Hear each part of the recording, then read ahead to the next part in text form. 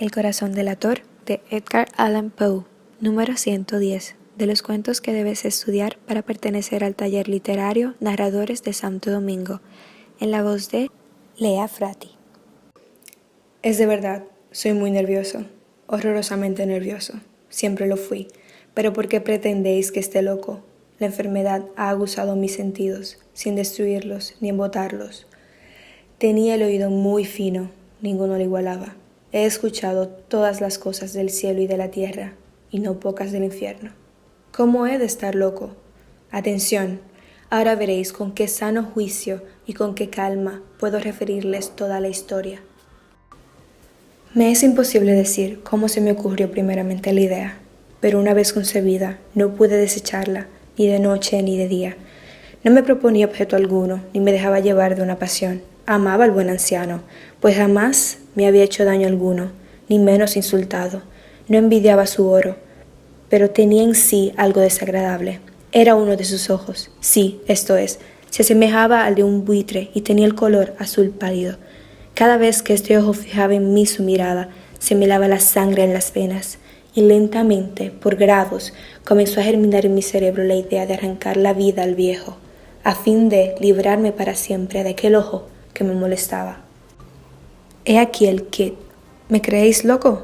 Pero advertid que los locos no razonan. Si hubierais visto con qué buen juicio procedí, con qué tacto y previsión y con qué disimulo puse manos a la obra. Nunca había sido tan amable con el viejo como durante la semana que procedió al asesinato. Todas las noches, a eso de las 12, levantaba el picaporte de la puerta y la abría, pero qué suavemente, y cuando quedaba bastante espacio para pasar la cabeza, introducía una linterna sorda bien cerrada, para que no filtrase ninguna luz, y alargaba el cuello. Oh, os hubierais reído al ver con qué cuidado procedía. Movía lentamente la cabeza, muy poco a poco, para no perturbar el sueño del viejo, y necesitaba al menos una hora para adelantarla, lo suficiente a fin de ver al hombre echado en su cama. Ah, un loco no habría sido tan prudente. Y cuando mi cabeza estaba dentro de la habitación, levantaba la linterna con sumo cuidado. Oh, con qué cuidado, porque la charnela rechinaba. No la abría más de lo suficiente para que un imperceptible rayo de luz iluminase el ojo de buitre. Hice esto durante 7 largas noches, hasta las 12, pero siempre encontré el ojo cerrado, y por consiguiente me fue imposible consumar mi obra. ¿Por qué no era el viejo lo que me incomodaba, sino su maldito ojo? Todos los días, al amanecer, entraba atrevidamente en su cuarto y le hablaba con la mayor serenidad, llamándole por su nombre con tono cariñoso y preguntándole cómo había pasado la noche. Ya veis, por lo dicho, que debería ser un viejo muy perspicaz para sospechar que todas las noches, hasta las 12, le examinaba durante su sueño. Llegaba la 8ª noche. Procedí con más precaución aún para abrir la puerta. La aguja de un reloj se hubiera movido más rápidamente que mi mano. Mis facultades y mi sagacidad estaban más desarrolladas que nunca, y apenas podía reprimir la emoción de mi triunfo. Pensar que estaba allí, abriendo la puerta poco a poco, y que él no podía ni siquiera soñar en mis actos. Esta idea me hizo reír, y tal vez el durmiente escuchó mi ligera carcajada, pues se movió de pronto en su lecho como si se despertase. Tal vez creeréis que me retiré. Nada de eso. Su habitación estaba negra como un pez. Tan espesas eran las tinieblas, pues mi hombre había cerrado herméticamente los postigos por temor a los ladrones, y sabiendo que no podía ver la puerta entornada, seguía empujándola más, siempre más. Había pasado ya la cabeza, y estaba a punto de abrir la linterna, cuando mi pulgar se deslizó sobre el muelle con que se cerraba, y el viejo se incorporó en su lecho exclamando: «¿Quién anda ahí?». Permanecí inmóvil sin contestar. Durante 1 hora me mantuve como petrificado, y en todo este tiempo no le vi echarse de nuevo. Seguía sentado y escuchando, como yo lo había hecho, noches enteras.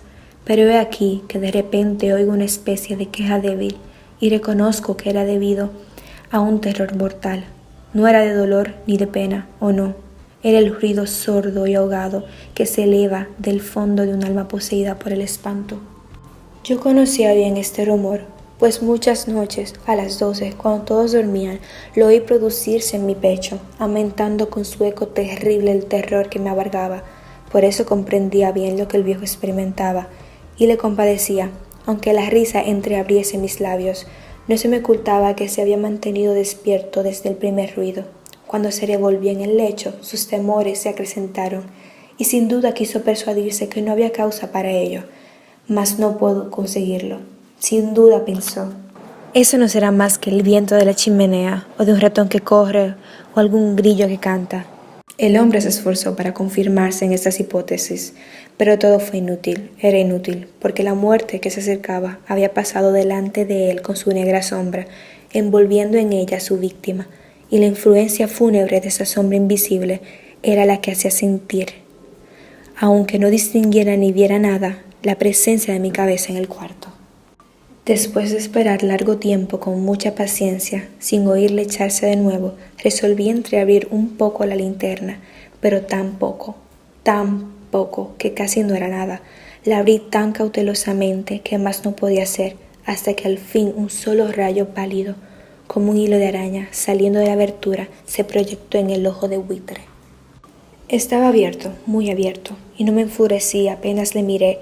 Le vi con la mayor claridad, todo entero, con su color azul opaco y cubierto con una especie de velo hediondo que heló mi sangre hasta la médula de los huesos. Pero eso era lo único que veía de la cara o de la persona del anciano, pues había dirigido el rayo de luz, como por instinto, hacia el maldito ojo. ¿No os he dicho ya que lo que tomabais por locura no es sino un refinamiento de los sentidos? En aquel momento un ruido sordo, ahogado y frecuente, semejante al que produce un reloj envuelto en algodón, hirió mis oídos. Aquel rumor lo reconocía al punto, era el latido del corazón del anciano, y aumentó mi cólera, así como el redoble del tambor sobreexcita el valor del soldado. Pero me contuve y permanecí inmóvil sin respirar apenas, y esforzándome en iluminar el ojo con el rayo de luz. Al mismo tiempo, el corazón latía con mayor violencia, cada vez más precipitadamente y con más ruido. El terror del anciano debía ser indecible, pues aquel latido se producía con redoblada fuerza cada minuto. ¿Me escucháis atentos? Ya os he dicho que yo era nervioso, y lo soy en efecto. En medio del silencio de la noche, un silencio tan imponente como el de aquella antigua casa, aquel ruido extraño me produjo un terror indecible. Por espacio de algunos minutos me contuve aún, permaneciendo tranquilo, pero el latido subía de punto a cada instante, hasta que creí que el corazón iba a estallar, y de pronto me sobrecogió una nueva angustia. Algún vecino podría oír el rumor, había llegado la última hora del viejo. Profiriendo un alarido, abrí bruscamente la linterna y me introduje en la habitación. El buen hombre solo dejó escapar un grito, solo uno. En un instante le arrojé en el suelo. Reí de contento al ver mi tarea tan adelantada, aunque esta vez ya no me atormentaba, pues no se podía oír a través de la pared.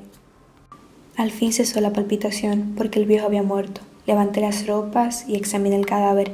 Estaba rígido, completamente rígido. Apoyé mi mano sobre el corazón y la tuve aplicada algunos minutos. No se oía ningún latido. El hombre había dejado de existir, y su ojo desde entonces ya no me atormentaría más. Si persistís en tomarme por loco, esa creencia se desvanecerá cuando os diga qué precauciones adopté para ocultar el cadáver. La noche avanzaba y comencé a trabajar activamente, aunque en silencio. Corté la cabeza, después los brazos y por último las piernas. Enseguida arranqué 3 tablas del suelo de la habitación y deposité los restos mutilados en los espacios huecos, y volví a colocar las tablas con tanta habilidad y destreza que ningún ojo humano, ni aun el suyo, hubiera podido descubrir nada de particular. No era necesario lavar mucha sangre, gracias a la prudencia con que procedía. Un barreno la había absorbido toda. Terminaba la operación a eso de las 4 de la madrugada, y aún estaba tan oscuro como a medianoche. Cuando el reloj señaló la hora, llamaron a la puerta de calle, y yo bajé con la mayor calma para abrir, pues ¿qué podía temer ya? 3 hombres entraron, anunciándose cortésmente como oficiales de policía. Un vecino había escuchado un grito durante la noche. Esto bastó para despertar sospechas. Se envió un aviso a las oficinas de la policía y los señores oficiales se presentaban para reconocer el local. Yo sonreí porque nada debía temer. y recibiendo cortésmente a aquellos caballeros, les dije que era yo quien había gritado en medio de mi sueño. Añadí que el viejo estaba de viaje y conduje a los oficiales por toda la casa, invitándoles a buscar, a registrar perfectamente. Al fin entré en su habitación y mostré sus tesoros, completamente seguros y en el mejor orden.